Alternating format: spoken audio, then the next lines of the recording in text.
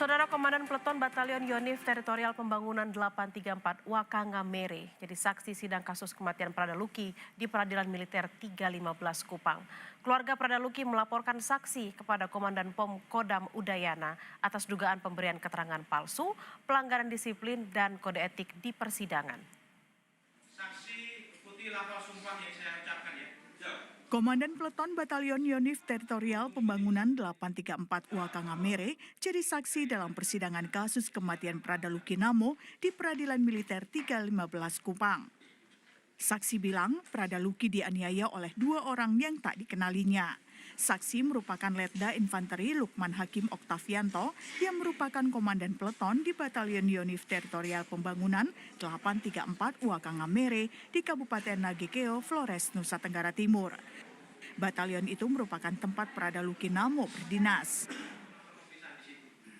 Waktu itu setelah kami masuk dan berinisiatif membubarkan, kami memberi nasihat, lalu ada yang masuk. Ada lagi yang masuk. Siap. Personil unit PPP ya. Siapa itu yang masuk? Saya izin kami lupa. Siap. Jam berapa ya?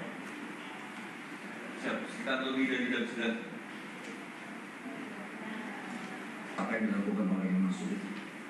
Siap. Mencabut dari selat Pakali.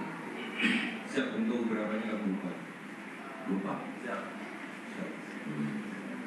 Nggak tahu orang yang masuk itu. Siap. Kami lupa ya. Lupa. Siap. Ada dua orang. Tidak melihat. Siap. Dua orang. Siap. Bergantian. Di sela sidang, Hakim Anggota 1 Kapten Dennis Carroll menyinggung aturan pembinaan anggota kepada saksi yang lalai tidak melaporkan kejadian yang terjadi pada Prada Luki. Saksi Letda Lukman Hakim Oktavianto yang bertugas sebagai perwira jaga memberikan keterangan mengenai kekerasan yang terjadi pada Prada Luki di tanggal 28 Juli 2025. Merasa ada pembiaran dari keterangan beberapa saksi berpangkat perwira dengan alasan tradisi pembinaan, Hakim Anggota Dennis Carroll memanggil saksi Lukman untuk bacakan aturan dasar pembinaan anggota.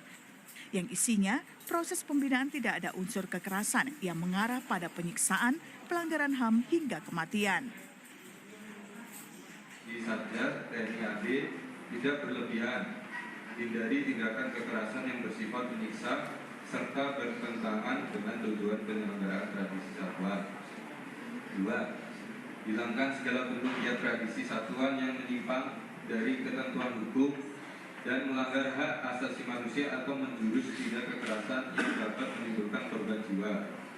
3. Dansat dan unsur pimpinan di satuan harus memiliki kepedulian dan secara aktif melaksanakan pengawasan kontrol secara ketat, khususnya dalam giat satuan dan pada waktu tertentu untuk mencegah terjadinya tindak kekerasan. Artinya terkait sebelum-sebelumnya ini saya sampaikan juga, alasannya adalah pembinaan. Jadi semua terkait dengan aturan ketentuan itu, pembinaan sudah diatur, ada aturannya. Ya. Siap. Nah saudara seperti itu kalau membiarkan ada anggota sampai kondisinya seperti itu, kira-kira dibiarkan tidak? Saudara apa jalan? Siap. Ya, supaya jangan terulang lagi. Ini kalau pembinaan juga sudah ada. Ini ada ketentuannya, sudah tradisi segala macam. Usai mendengarkan keterangan saksi Letda Lukman Hakim Oktavianto dalam persidangan, keluarga Prada Luki Namo melaporkan saksi kepada Komandan POM Kodam Udayana atas dugaan pemberian keterangan palsu, pelanggaran disiplin dan kode etik di persidangan.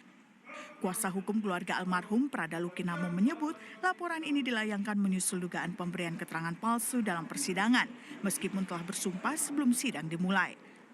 Letda Lukman juga diduga melanggar kode etik dan pelanggaran disiplin. Namun yang kami kecewa adalah dari pihak keluarga juga, dari pihak saksi, tadi atas nama Letda Infanteri Lukman Hakim yang menyampaikan kesaksiannya banyak tidak jujur, tidak terbuka dan ada pesan menutupi, dan kami sudah juga membuat surat pengaduan secara resmi terkait dugaan tindak pidana memberikan kesaksian palsu. Karena sebagai seorang saksi tentunya sebelum persidangan sudah di bawah sumpah. Ketika memberikan kesaksian yang tidak sesuai dengan fakta dan kejadian, itu sudah mencederai marwah sesuai sumpah yang diucapkan, itu sudah berpotensi secara pidana. Letda Infantri Lukman Hakim Oktavianto diduga melanggar pasal 103 ayat 1 KUH PM karena tidak melaksanakan kewajiban dinas dengan penuh tanggung jawab dan kehormatan, serta pasal 126 KUH PM tentang kelalaian dalam pelaksanaan tugas yang merugikan anak buah dan citra TNI. Dalam sidang kasus kematian Prada Luki Namo di Pengadilan Militer 315 Kupang kemarin, beragendakan pemeriksaan Letda Infantri Lukman Hakim sebagai saksi untuk 17 terdakwa. Tim Liputan, Kompas TV.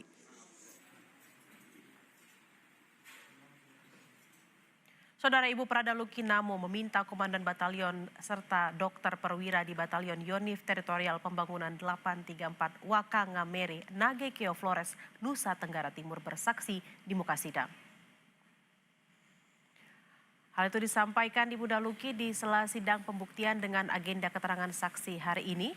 Ibunda Luki bilang Dokter Perwira atas nama Bambang disebut mengetahui kondisi Luki baik saat dirawat di batalion hingga di ICU RSUD Air Rambo Nagekeo. Termasuk juga Komandan Batalion tempat Luki berdinas. Hari ini sidang kasus kematian Prada Luki kembali dilanjutkan di Pengadilan Militer 315 Kupang, Nusa Tenggara Timur. Selengkapnya kita akan bergabung dengan jurnalis Kompas TV, Niputu Trisnanda dan juru kamera Roy Ilman. Selamat siang Putu, apa agenda sidang hari ini dan ada berapa saksi yang diperiksa? Ya, selamat siang Bella dan juga saudara. Hari ini agendanya adalah mendengarkan keterangan saksi. Ada 1 saksi yang diperiksa karena kalau untuk 4 terdakwa dari berkas yang diserahkan auditor militer kepada majelis hakim, ini total ada 12 saksi. Dan saksi yang hari ini hadir adalah saksi terakhir dari pemberkasan, yaitu atas nama Leto Rahmat yang tadi juga memberikan keterangan kalau pada peristiwa atau periode di mana penyiksaan terhadap Prada Luki Namo ini diduga terjadi, ini pada saat itu Leto Rahmat ini bertugas atau mengemban tugas sebagai Komandan Kompi C atau Danki C begitu ya. Memang ini bukan atasan langsung begitu ya dari Richard ataupun juga mendiang Prada Luki. Tapi pada momen itu ada beberapa hal yang dilihat dan juga dilakukan. Di antaranya sempat mendengarkan ada suara rintihan di tanggal 28 Juli, kemudian juga sempat melihat ada beberapa terdakwa yang saat ini juga menjadi terdakwa begitu ya dalam proses persidangan ini melakukan kekerasan kepada Prada Luki Namo, kemudian juga melihat bagaimana kondisi Prada Luki Namo di tanggal 4 Agustus di mana ada luka-luka, kemudian juga sempat meminta bagian kesehatan dari batalion untuk memeriksa kondisi tubuh dari Prada Luki Namo. Keterangan-keterangan itu yang tadi disampaikan, yang menarik tadi sempat ada sangkalan yang disampaikan oleh terdakwa 1 yang menyebutkan bahwa dirinya merasa ada keterangan yang berbeda begitu, di mana saksi menyebut sudah melakukan proses pemanggilan dan juga pemeriksaan awal bagi para anggota begitu untuk menemukan setidaknya ada 19 nama di awal yang akhirnya ditetapkan sebagai tersangka begitu ya di tahap pertama karena diduga melakukan kekerasan kepada Prada Luki Namo. Tapi terdakwa merasa dirinya tidak pernah dimintai keterangan ataupun juga dipanggil oleh saksi. Ini adalah sangkalan yang kemudian disampaikan di depan majelis hakim, tapi kemudian saksi menegaskan bahwa proses tersebut memang pada saat tanggal 4 Agustus itu tidak ada pemanggilan secara langsung pada terdakwa pertama karena pada saat itu sedang berada di ND, tapi ada keterangan lain yang menyebutkan bahwa terdakwa ini ikut melakukan aksi kekerasan terhadap Prada Luki Namo sehingga nama terdakwa ini kemudian dimasukkan dalam BAP yang diserahkan dan sekarang juga sudah ada di tangan majelis hakim. Nah, karena ke-12 saksi untuk 4 terdakwa ini sudah selesai memberikan keterangan, maka pada pekan depan agendanya adalah memberikan keleluasaan begitu ya atau hak kepada auditor militer maupun juga penasehat hukum untuk memberikan saksi tambahan jika memang ada, maka nanti akan mulai diperiksa atau didengarkan keterangannya pada pekan depan.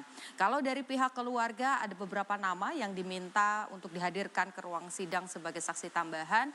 Kalau dari Ibu Pradaluki menyebut yang pertama adalah dokter di batalion perwira yang memiliki jabatan perwira begitu ya atas nama Bambang ini diminta dihadirkan karena dianggap mengetahui betul bagaimana kondisi Pradaluki baik saat dirawat di batalion mengalami rawat inap sampai dengan ke ICU. Sementara satu nama lagi adalah komandan batalion. Apakah 2 nama ini akan dikabulkan oleh majelis hakim?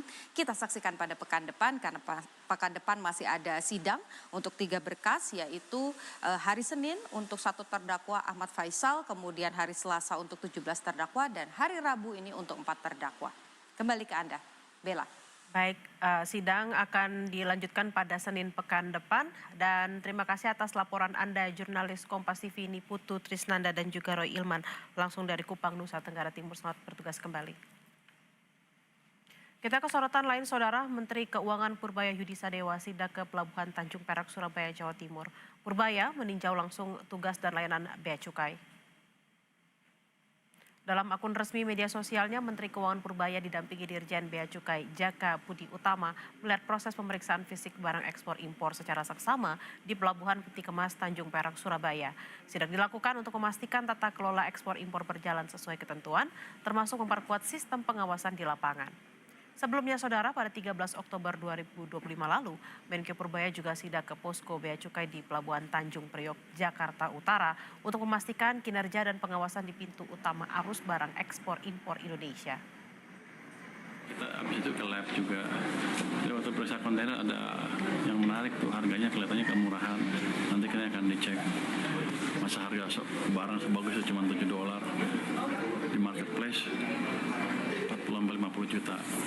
Tapi ini akan dicek lagi ya. Jadi lab kita bagus. Nanti saya bilang tadi ke teman-teman di lab kalau udah kurang peralatan tolong dikasih tahu sehingga kita bisa lengkapin.